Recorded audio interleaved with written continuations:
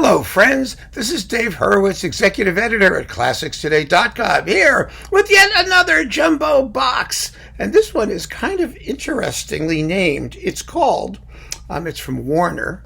It's called Antonin Dvořák, The Slavonic Soul. I mean, that's kind of tacky, the Slavonic Soul. I mean, he could be a fish, or it could be a Czech rhythm and blues box. It's like, Dvořák used to spend his time when he was in New York at Grand Central Station watching trains. He was obsessed about pigeons and trains. And you hear both of them in his music, actually. But the fascinating thing about it is you could add that to the title, and it could be Antonin Dvořák, The Slavonic Soul Train. Get it? I don't know. I just find it a very strange title. But everything these days has to have a title. You can't call it something like The Great Czech Composer or a fabulous musician that you should really listen to. No, it has to be about soul, something transfigurational, so that it's appealing to some sort of higher power. Anyway, let's ignore that. This is 27 CDs, and sometimes I prepare these talks a little bit. Some of you would say I don't prepare enough, and you'd probably be right. And others of you might say, it's more fun to be spontaneous. For this, we're going to be spontaneous. I have no idea exactly what's inside. And so you and I are going to be in the same position as we explore all 27 CDs. So, once again, let's see how this works. There's a bookie. Here's the bookie. Obviously, what's on the CDs is going to tell us, the CDs themselves, here, obviously, they have, there you go. You find out on the back what's on the disc, not from the booklet.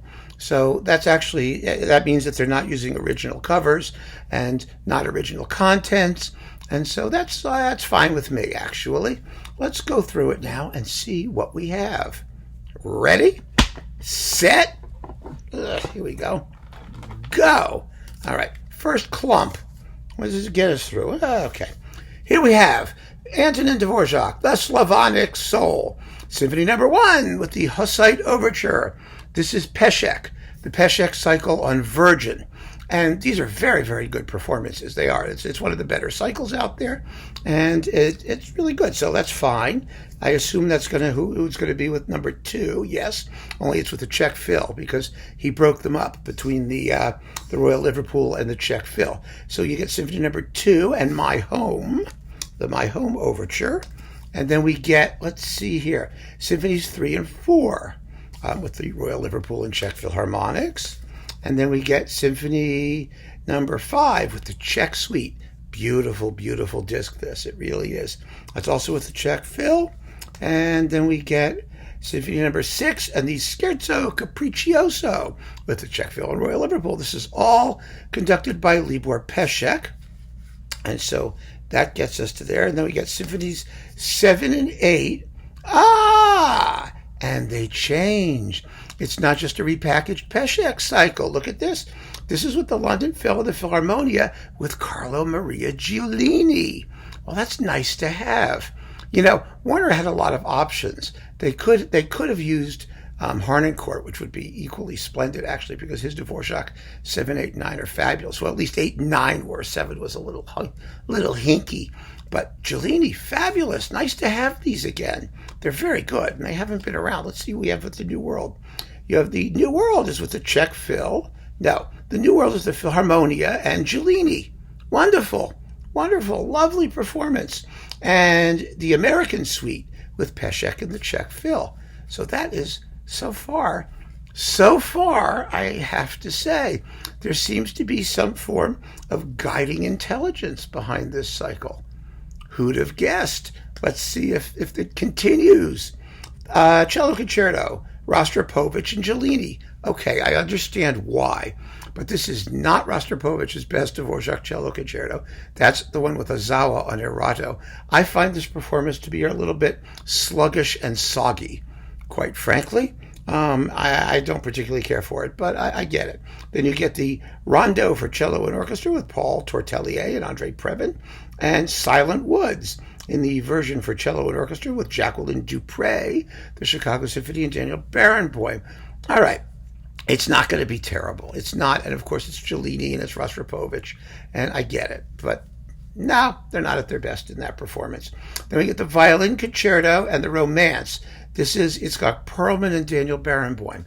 Well, there you go. Again, they're very, very good performances, but there are better ones, unlike Virgin Classics, I think. Isn't there one with Christian Tetzlaff, which I really, really, really like?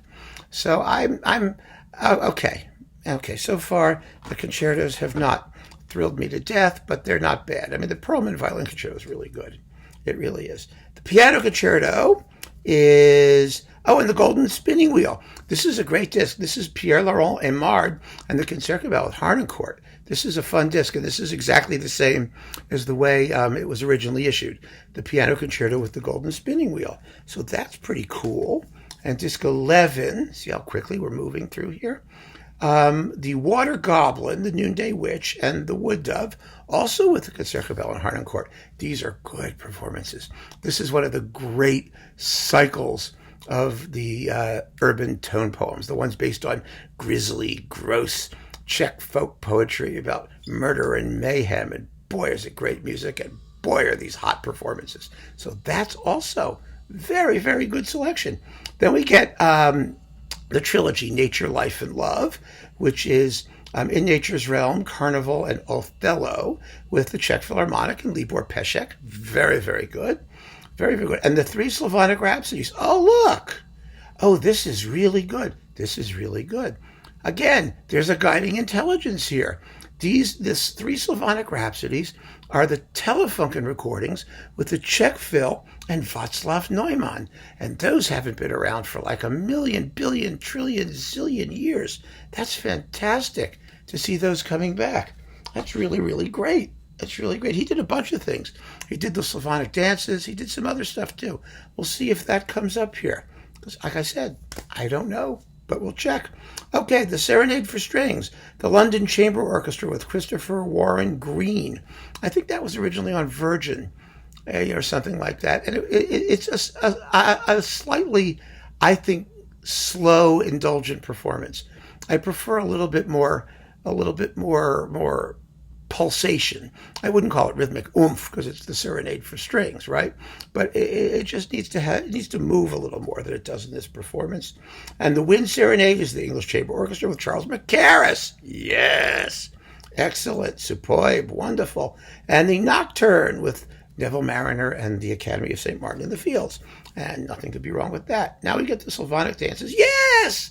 Slavonic dances, the Czech Phil and Václav Neumann, the old Telefunken recordings, and it's the Czech Phil. And Neumann did these things 2 or 3 times in his career, always very, very well. And these are fresh and Czech, incredibly Slavonic. It's the Slavonic soul train. Anyway, let's see here. Symphonic Variations and Legends with Charles Mackerras in the Symphonic Variations, a wonderful Symphonic Variations with the London Philharmonic, and in the Legends, the Bournemouth Symphony Orchestra and Jose Cerebrier. Very, very fine. Nothing not to like. Okay, next. String quartets now. We're done with orchestral music, apparently. So let me just put these down, and let's see what we have in the wonderful world of chamber stuff. I'll take another pile out here. We're already at disc 16. This is going to be a quickie. I mean, I have no complaints, really. I mean, very few. I mean, some mild reservations, but so far, this set has been terrific. Absolutely terrific. Somebody who knows their Dvořák, or at least knows how to pick them, if they never listen to them. I often wonder, do people at major labels actually listen to their own product? I really sometimes doubt it. I really do. I know Cyrus at Eloquence listens to everything. Cyrus is great. And I know some of the ones who do. And I'm sure, Robert Russ at Sony listens to the stuff he makes. Some of these people listen to the stuff they make, but I think a lot of them don't. I don't know. All right. So we get string quartet number 9. That's the D minor that Dvořák dedicated to Brahms. And Brahms wrote him back the letter saying, "Thank you so much for the dedication. By the way, pay particular attention to your part writing. You write very hastily." you know, nice guy, a little obsessive compulsive. And then we get the American quartet. Okay, these are with the Britain quartet, and they're very fine performances. There's nothing to sneer at there. And then we have the Slavonic quartet. That's number 10, Slavonic Soul Train. And then we get number 14. These are with the Alban Berg quartet. I talked about those at the Alban Berg box. What's not to like? It's the Alban Berg doing Alban Berg things. I think the Czech quartets actually are better in this, but they're perfectly fine. And then we get string quartet number 13 with the Artemis quartet and a bunch of cypresses for string quartet. That was a song cycle that Dvořák turned into string quartet arrangements, and that's with the New Helsinki quartet. All right, these are good, not fabulous. The Artemis quartet, Dvořák, I remember not thinking very highly of them, but they're not dreadful. It's chamber music. Everyone knows what they're doing in this music at this point. Let's see, piano quartet number 2. Oh, that's such a beautiful work. And this is with a bunch of people. Oh, okay. Who's this licensed from? Let me see if it says. Wait a minute. This is licensed. No, it's Warner Classics and Polypheme Records. And the piano quintet number 2. All right, that's with the Nash Ensemble. That's a known quantity, and they're very good. And then we have the piano quartet number 2 is with Polina Lashenko, Ilya Gringolts, who's terrific, Nathan Broud, viola, and Torleif Tedin. Okay, I don't know this. I'm going to have to listen to it. Sorry, that's what happens when you surprise yourself. This one I don't remember, but it looks like it's a terrific cast. I mean, I'm sure it's fine, but we'll see. I'll listen, and if I'm wrong, I'll get back to you. But I don't think it's going to be a problem. Now we have the sextet and the string quintet number 3. That's the American quintet, right? Wasn't it that one? Yes. In E-flat major, opus 97. Yeah, that's the one he wrote after the American quartet. And it also sounds very, very American. It's very, very catchy. It's a lot of fun. In fact, it has a terrific scherzo. This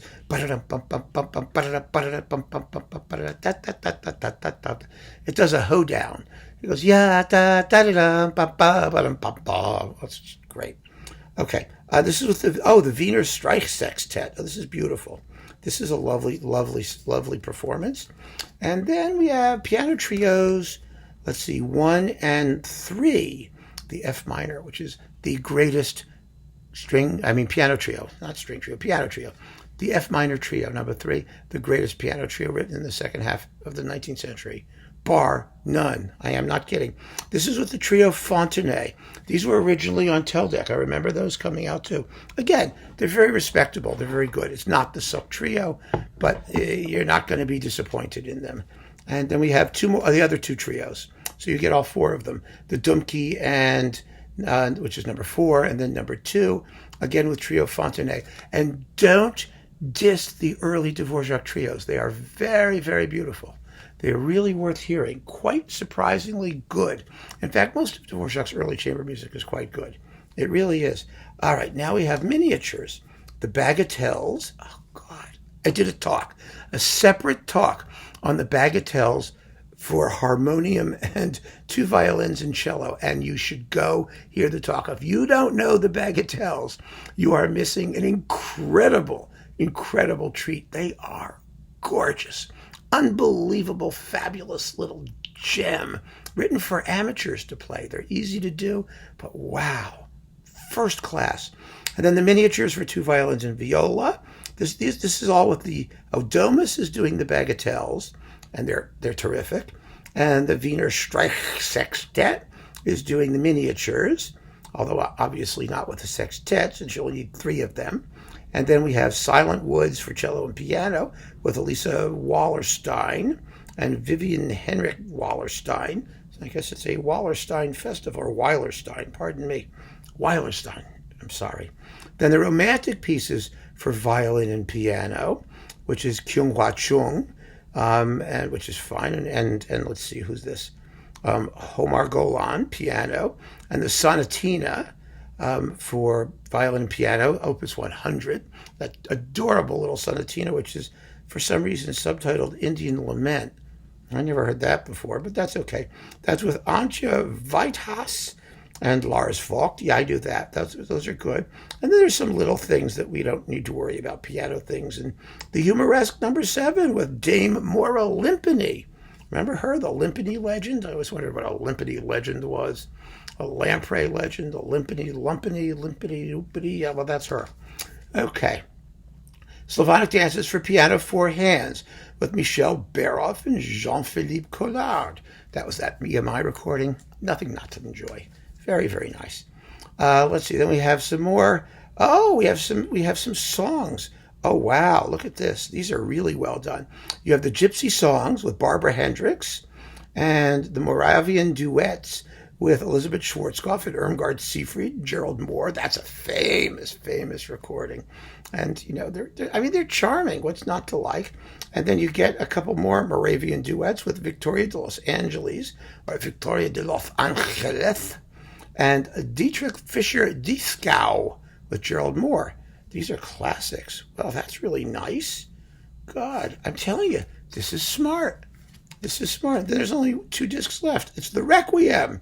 Oh, and it's the Requiem with, let's see, with Armin Jordan.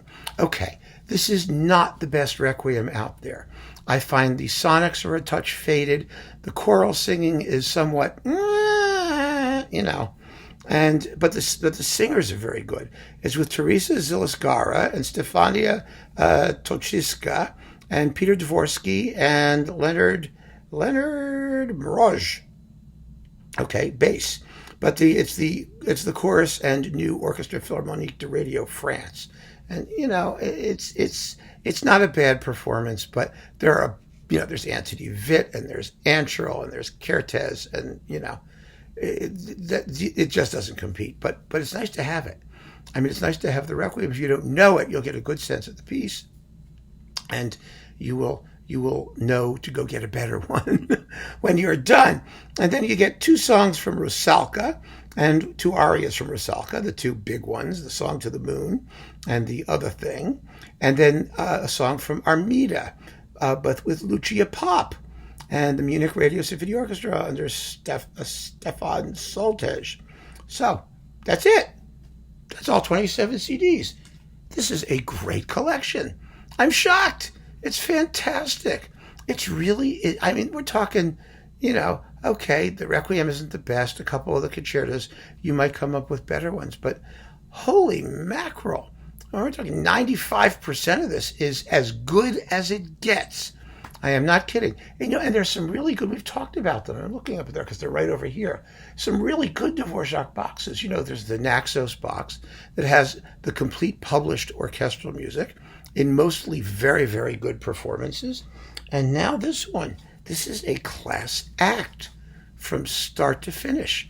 Absolutely first-rate effort. So let me put this back, and then I can wave the box around in your face a little bit more. I am really, really, really almost speechless. I'm never entirely speechless. Wow! The Slavonic soul. It really works. It does its thing. It delivers on its promise. Good job, Warner. Some of these big boxes, I have to say, you know, they did Berlioz, they did Debussy, they've done Ravel. They've been very good.